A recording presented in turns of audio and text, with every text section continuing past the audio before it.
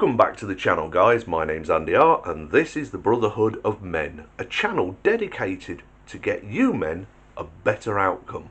And when I say better outcome, that is exactly what I mean. I will tell stories, anecdotes, talk about things that are happening in the news, that have happened in my life, etc.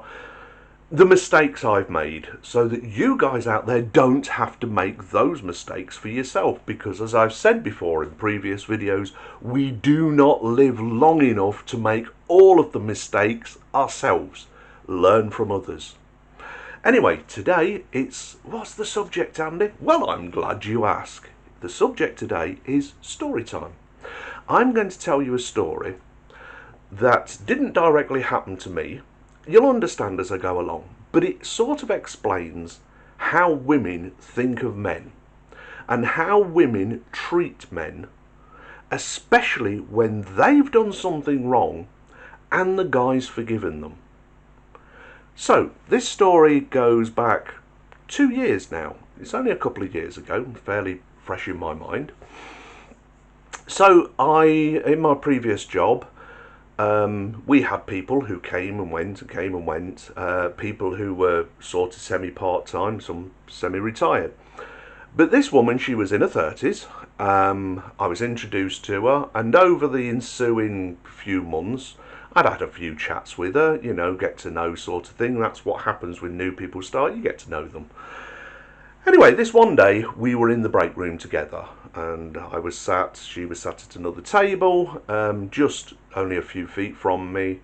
We were having a drink and an eat because it was break time, and she just exclaimed, she went, "Oh, for F's sake, gosh, so petty," out loud while she's looking at her phone.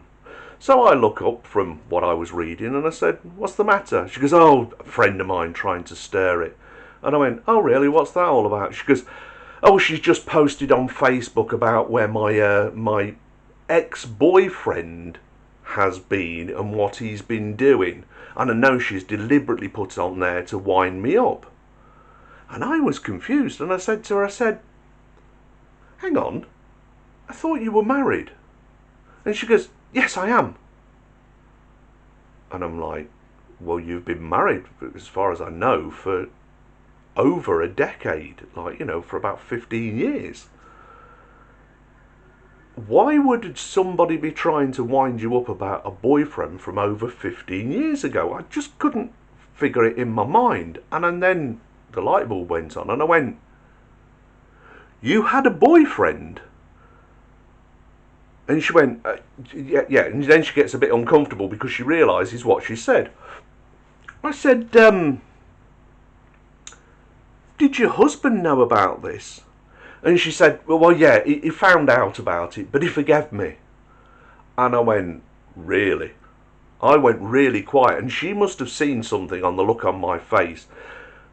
And I said, "Would you have forgiven him if you'd have caught him?" And she goes, No, I would never have forgiven him." She goes, he's obviously a better person than I am. He forgave me, and he's obviously a bigger person than I am, because I'd have never forgiven him." And I went, "Oh, right, okay. Now I understand that why the friend had posted that, because obviously this is something quite recent." And she went, "Yeah, me and my boyfriend split up 6 months ago." And I just looked, I must have looked furious, because there's something in her, and I just said really quietly, I just said, "I'd have destroyed you." And she went, "Yeah, I know, I'd have done the same to him if the roles were reversed. Like I say, he was a bigger man, he was a better person than me." And I said, "No, I wouldn't have harmed you physically, but I would have destroyed you. There would have been no coming back." And from that day forward, she rarely spoke to me. In fact, through other colleagues at work, she started bad-mouthing me.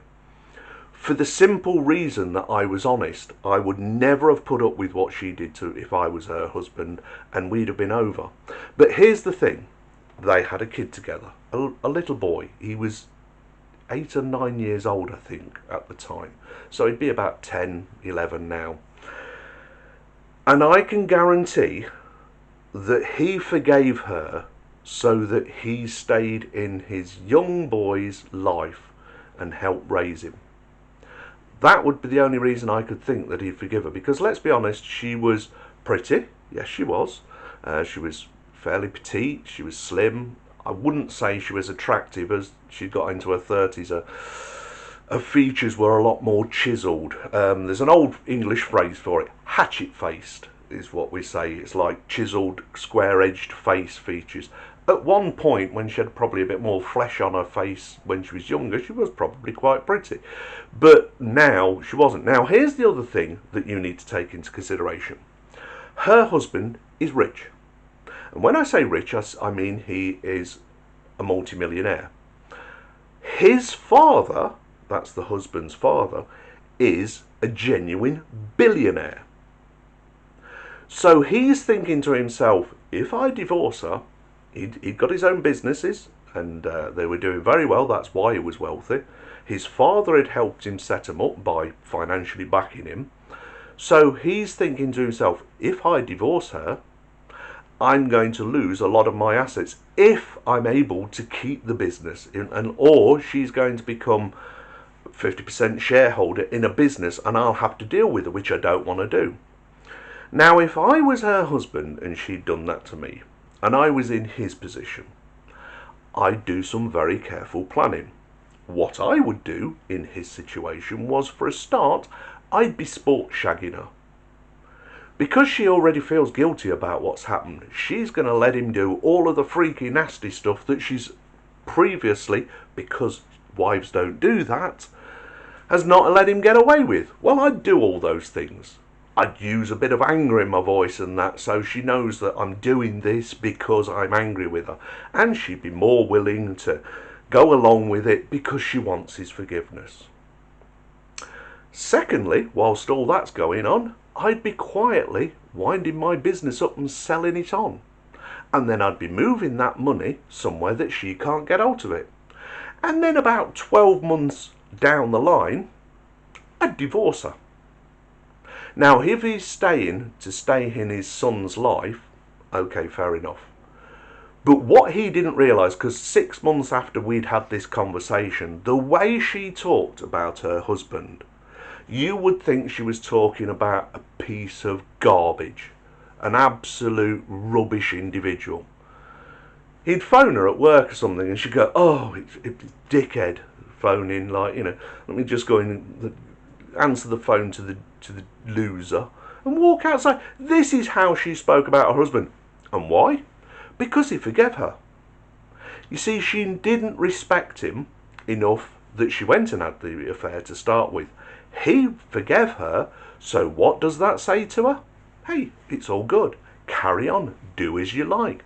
I'm going to forgive you anyway. I wouldn't be surprised if she doesn't have another affair in the very near future, or hasn't had one since. Like I say, I no longer work with this girl and, well, woman, so I don't know what's going on. But she had no respect for him because he forgave her. And why would she? Because all he's saying by forgiving her is, unless he was extremely harsh, unless he actually put down some really firm guidelines or got her to sign something afterwards that would stand up in court if she did something like that again.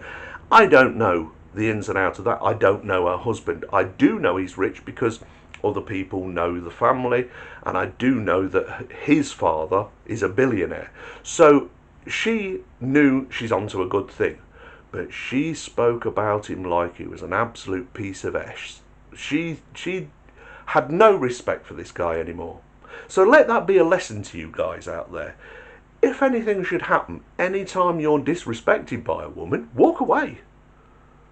Because all you're saying by putting up with that disrespect is, hey, that's okay, carry on disrespecting me. No reason for you to even think about my feelings and emotions. Just carry on your merry way. No, the only way you get through to them is you go, bye-bye, there's the door, don't let it hit your backside on the way out. Cheerio. And that's what he should have done. But like I say, I don't know. Maybe he has plans. Maybe he's waiting for his son to be a certain age. Because, well, in the States, I know that at a certain age, the child gets to choose which parent they live for if they get divorced. I don't know if that's the same in England, but I know that it does have a bearing, and so I'm guessing that again the same thing is that a child has to be a certain age. But like I said, if I was in his shoes, I would be sport screwing her. I would be doing all the freaky stuff that she never ever would agree to beforehand while she was feeling guilty, because you'd get away with it. I'd have a whale of a time. There'd be no love or affection involved in it. I'd just be having a great time while I got my ducks in a row so I could dump her with nothing. Maybe that's what he's doing. I don't know. What I do know is how she feels about him because he forgave her. So let that be a lesson to you guys. Listen, learn from the mistakes of others, because as I said, we can't make all the mistakes ourselves. We just won't live long enough to do it. That's why it's so important to read articles, to read books. Reading books is really good. It doesn't matter what the genre of books is. You will learn something from it that you didn't know before, and get experiences that you can draw upon that you didn't have to go through the suffering and pain to learn yourself. I honestly can say to you that breaking a bone is extremely painful. But you don't have to break a bone to find out it's extremely painful. Do you see where I'm going with this metaphor? Anyway, end of story time. My name's Andy R. This is the Brotherhood of Men, and I'll talk to you soon because I'm going for a cup of tea. I think I've earned one. Bye now.